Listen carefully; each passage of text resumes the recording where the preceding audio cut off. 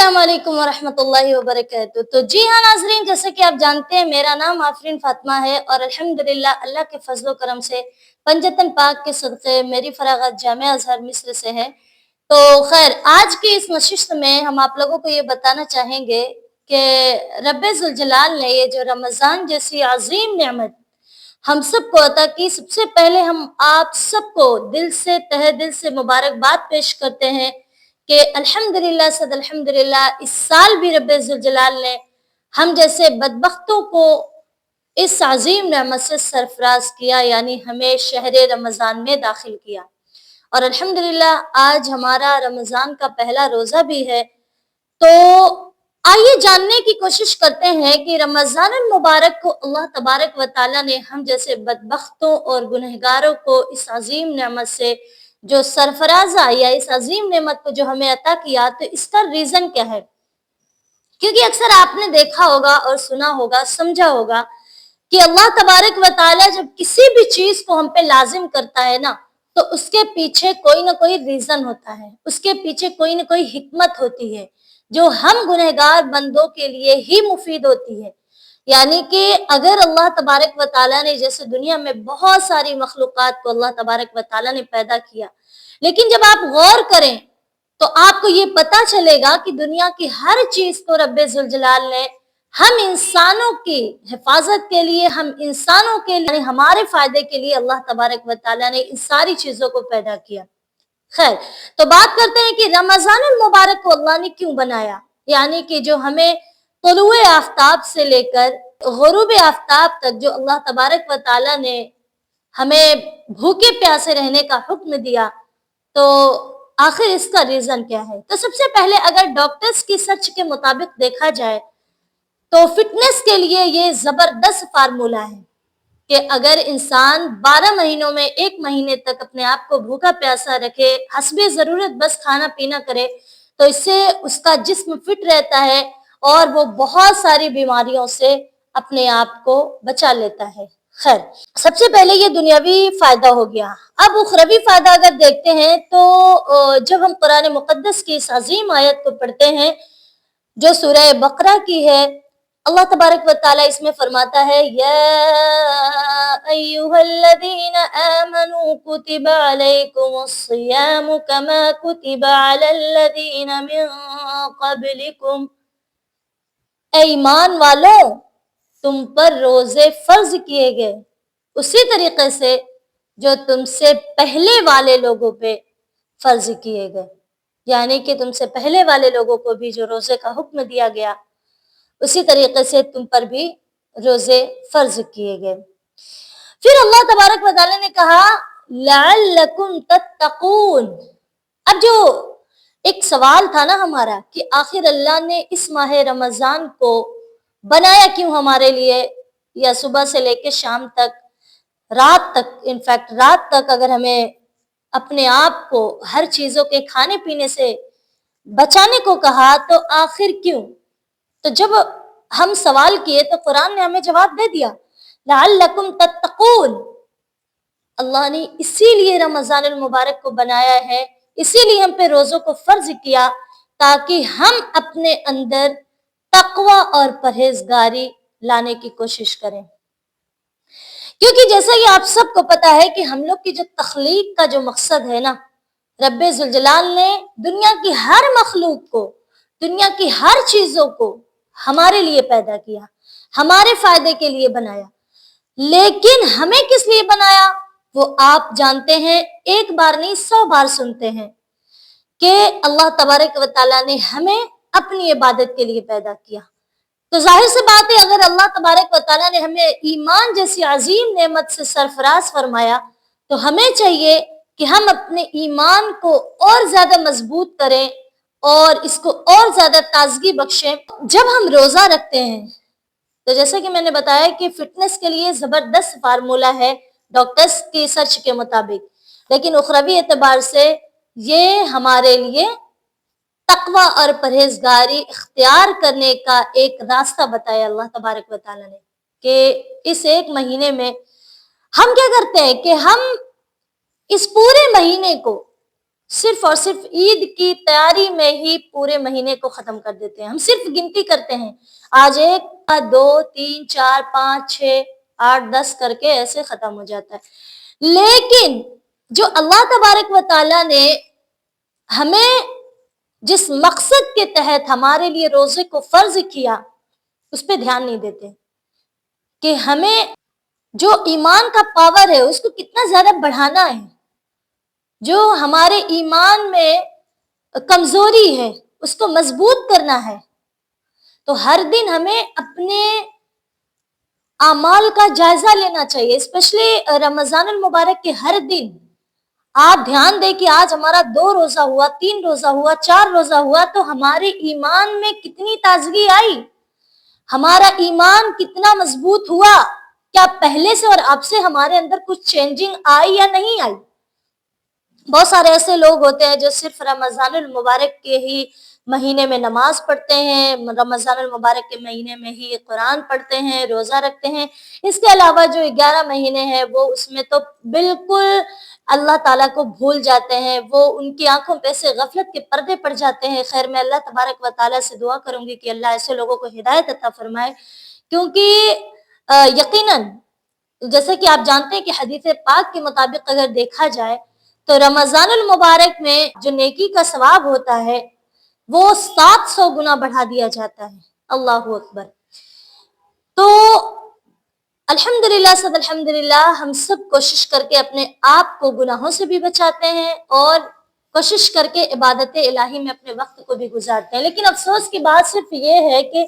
ہم رمضان المبارک میں ہی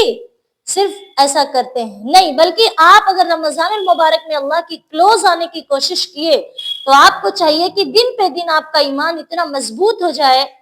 کہ آپ کبھی بھی پلٹ کر اس دنیا کی طرف نہ بھاگیں اور اللہ سے اپنے ایمان کو اور اپنے ایمان کی سلامتی کے لیے آخری وقت اللہ سے ہر وقت دعائیں کرتے رہیں. اور آپ کو ٹینشن رہے, ایک تکلیف رہے اس بات کی کہ کہیں ایسا نہ ہو کہ ہمارا آخری وقت میں جو ایمان ہے وہ برباد نہ ہو جائے. ہمیں ہر وقت اس بات کی ایک لگن ہونی چاہیے, کیونکہ یہ چھوٹی سی زندگی ہے اور یہ زندگی میں ہم آئے ہی ہیں امتحان دینے کے لیے. اگر ہم اس امتحان میں ناکامیاب ہو گئے تو پھر ہمارے لیے نہ دنیا ہے نہ آخرت. اور اللہ تبارک و تعالیٰ نے ایک اور آیت مبارکہ میں ارشاد فرمایا, شہر رمضان الذی انزل فیہ القرآن ھدی للناس وبینات من الھدی والفرقان. اللہ تبارک و تعالیٰ نے فرمایا کہ یہ رمضان المبارک ایسا مہینہ ہے, دھیان دیجئے اللہ نے کیا کہا کہ یہ رمضان المبارک ہی ایک ایسا مہینہ ہے جس مہینے میں قرآن مقدس کو نازل کیا گیا. اللہ اکبر. یہ قرآن اتنی عظیم جو اللہ تبارک و تعالیٰ کی نعمت ہے, یہ افسوس اس بات کا ہے کہ ہم قرآن مقدس کو سمجھنے کی کوشش نہیں کرتے اور اس کی اہمیت کو, اس کی روحانیت اور حقانیت کو ہم سمجھنے کی کوشش ہی نہیں کرتے, جبکہ آج کے وقت میں ان چیزوں کو سمجھنا بہت ہی آسان ہو گیا ہے. اور جیسے کہ آپ کو پتا ہونا چاہیے کہ ہمارے چینل پہ اکثر ہم کوشش کر کے لائیو بھی آتے ہیں اور جو ہے آپ کو تفسیر کی جو ویڈیوز لائیو والے میں آپ جائیں گے تو تفسیر کی جو ویڈیوز ہے آپ کو اسے ضرور سننا چاہیے, بلکہ آپ کو ایک ٹائم بنا لینا چاہیے کہ اس ٹائم یعنی ہر دن صبح میں یا دوپہر میں یا شام میں جب بھی آپ کے پاس وقت ہے آپ آدھا گھنٹہ تک کم سے کم تفسیر کی کلاس جوائن کر لیں. ہماری اکثر ویڈیوز اس میں کوئی 1 گھنٹے کی بھی ہے, کوئی آدھے گھنٹے سے زیادہ کی ہے, تو آپ اس کو بھی دیکھنے کی کوشش کریں,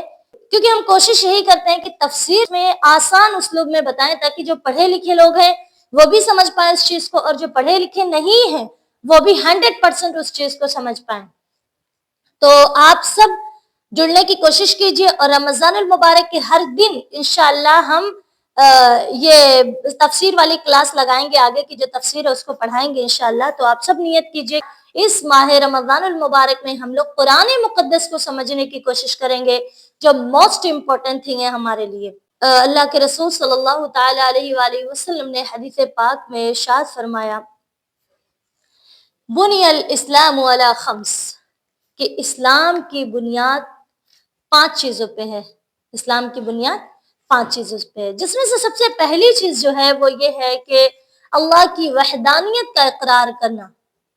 یعنی لا الہ الا اللہ، اللہ کے سوا کوئی بھی دوسرا معبود نہیں. محمد رسول اللہ صلی اللہ تعالی علیہ وآلہ وسلم، اور محمد صلی اللہ علیہ وآلہ وسلم اللہ کے پیارے بندے اور اس کے رسول ہیں. اب جو دوسری چیز ہے وہ ہے نماز، یعنی اسلام کے جو ارکان ہیں ان میں سے ایک بہت ہی مین رکن ہے، وہ ہے رمضان المبارک کے روزے. ایک تو یہ ہے کہ اللہ کی وحدانیت کا اقرار کرنا، دوسرا یہ کہ نماز پڑھنا، تیسرا یہ کہ زکوٰۃ دینا، حج کرنا اور رمضان المبارک کے روزے رکھنا، یہ بھی اسلام کی بنیادی چیزوں میں سے ہے. اس سے فار ایگزامپل ہم آپ کو سمجھانے کی کوشش اس طریقے سے کریں گے کہ اگر کوئی روزہ نہیں رکھتا تو وہ بدبخت ہے، بد نصیب ہے، گنہگار ہے. لیکن اگر کوئی روزے کا ایک سرے سے انکار ہی کر دیتا ہے، اگر کوئی روزے کا انکار کرتا ہے تو وہ کافر ہو جائے گا، وہ مسلمان رہے گا ہی نہیں. کیونکہ جو بنیادی چیزیں ہیں ان میں سے ایک ہے رمضان المبارک کے روزے رکھنا،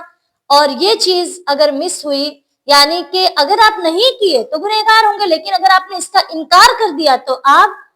اسلام سے خارج ہو گئے، کیونکہ اسلام کی بنیادی چیزوں میں سے ایک چیز کا آپ نے انکار کیا. تو اب ناظرین بات کرتے ہیں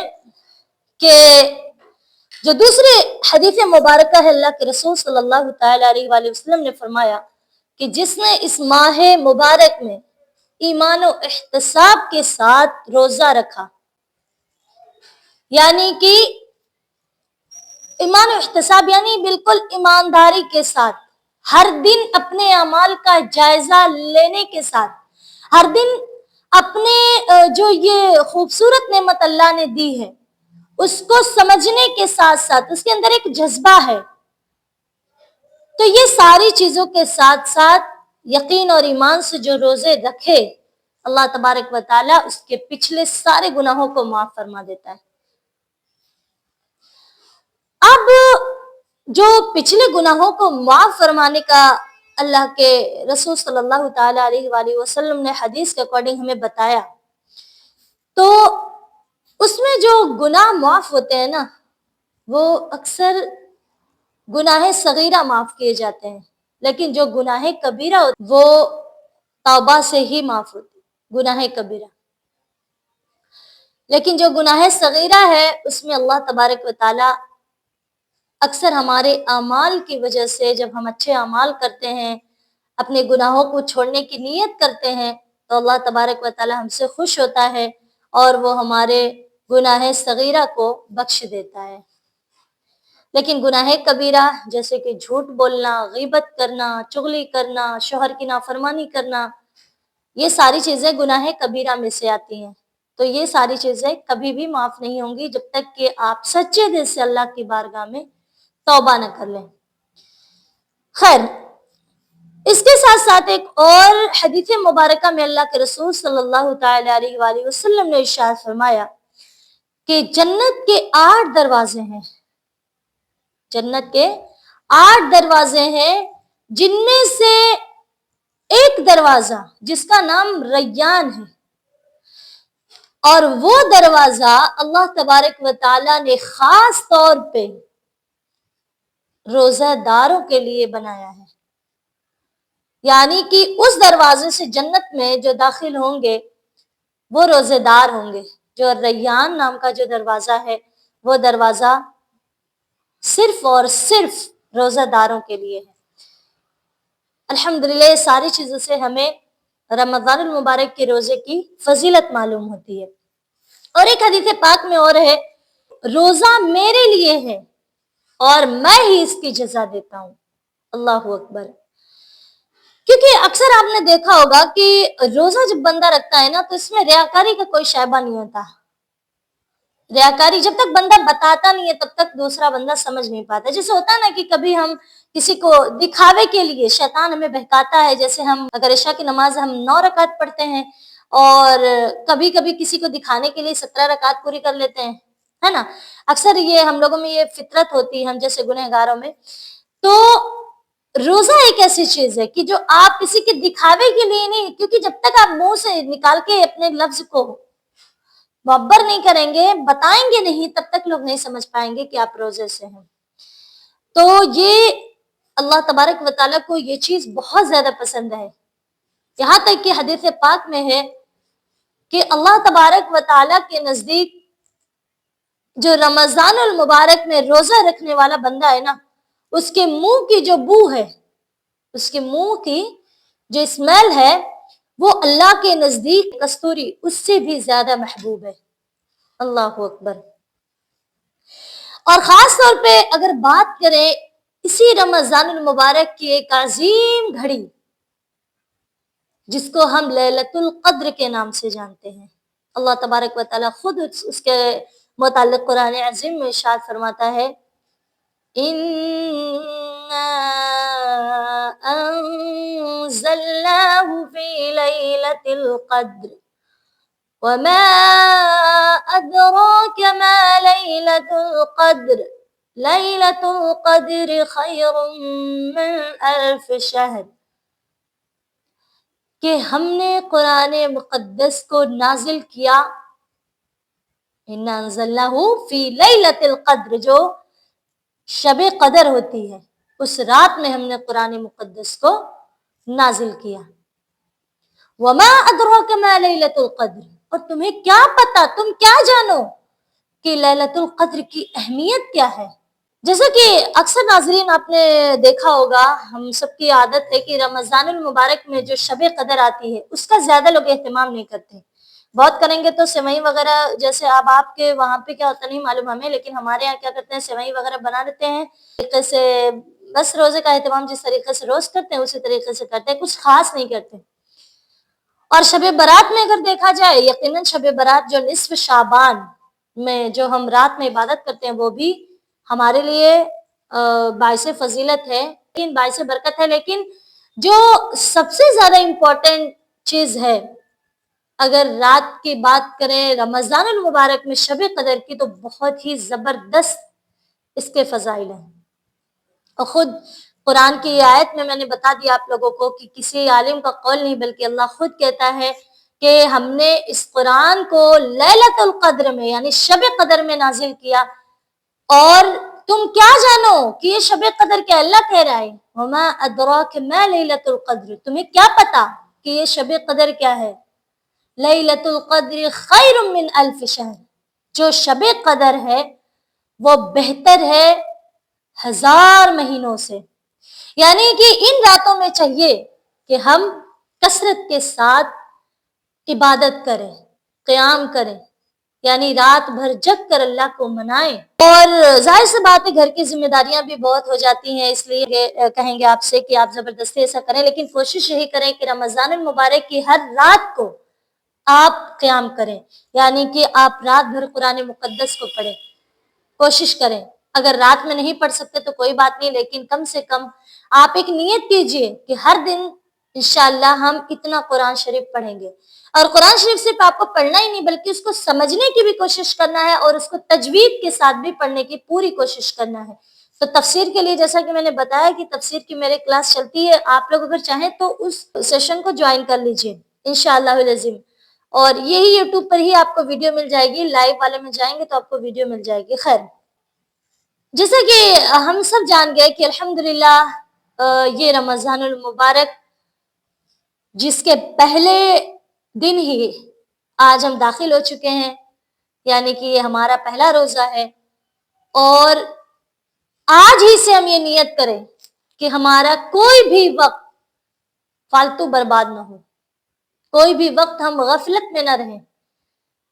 کیونکہ جیسا کہ ہم نے جان لیا کہ نیکیوں کا ثواب 700 گنا بڑھا دیا جاتا ہے. تو ہمیں چاہیے کہ ہم کثرت کے ساتھ رمضان المبارک کے ہر دن نیت کریں. جیسے کہ ہم اکثر اس بات کو بتاتے ہیں اور بتاتے رہیں گے انشاءاللہ کہ اگر آپ کو گھر کا کھانا بنانا ہے، گھر کا جھاڑو برتن کرنا ہے، کپڑا دھلنا ہے، تو بھی آپ نیت کر لیں کہ جب تک میرا یہ کام نہیں ہو جاتا، فار ایگزامپل آپ کو یہاں سے وہاں تک جانا ہے 2 کلومیٹر، اگر چل کے جانا ہے، پیدل جانا ہے یا سواری سے ہی جانا ہے، تو بھی آپ نیت کر لیں. گھر کے کام کرنا ہے تو بھی نیت کر لیں کہ جب تک یہ کام نہیں ہو جائے گا تب تک میں اللہ کا ذکر کروں گی. جیسے سبحان اللہ سبحان اللہ سبحان اللہ، اللہ اکبر اللہ اکبر اللہ اکبر، ہے نا. جیسے آپ نے نیت کیا کہ میں جب تک میرا جھاڑو مکمل نہیں ہو جائے گا تب تک میں قل اللہ شریف کی سورہ پڑھتی رہوں گی. تو اس طریقے سے آپ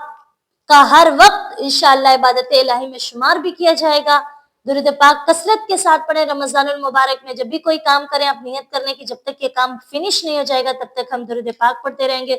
تو اس طریقے سے کر کے آپ اپنے جو موت ہے یا اپنی آخرت ہے اس کی تیاری کریں، کیونکہ دنیا بہت ہی مختصر، بہت ہی چھوٹی چیز ہے. میں بار بار یہ آپ لوگوں سے بتاتی ہوں، تو یہ کوئی نئی بات نہیں ہے، لیکن ہمیں اپنی آخرت کی تیاری کرنے کے لیے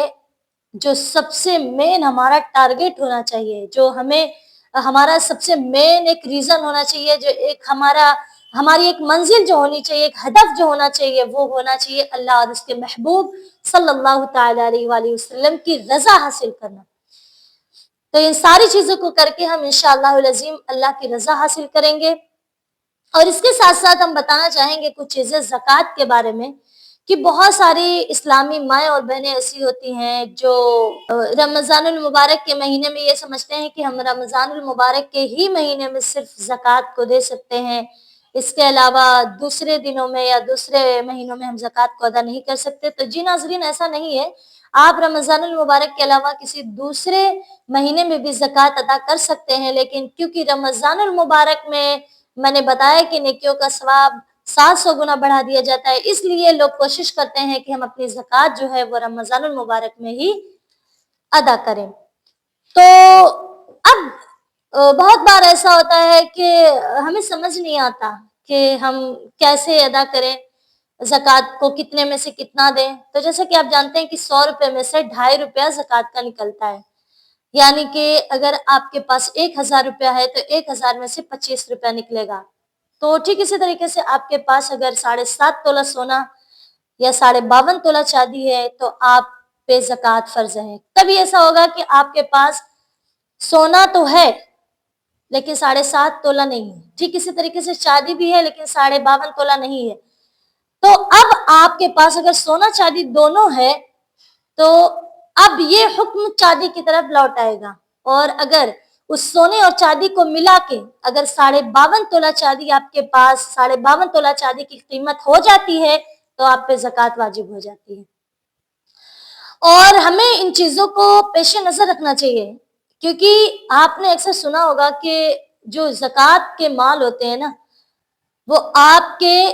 جو مال ہوتے ہیں، آپ کی جو بھی چیز ہوتی ہے اس میں سے وہ ایک میل ہوتا ہے، اس کا ایک گندگی ہوتی ہے. جب تک اس کو نکالیں گے نہیں تب تک وہ آپ کا مال پاک اور صاف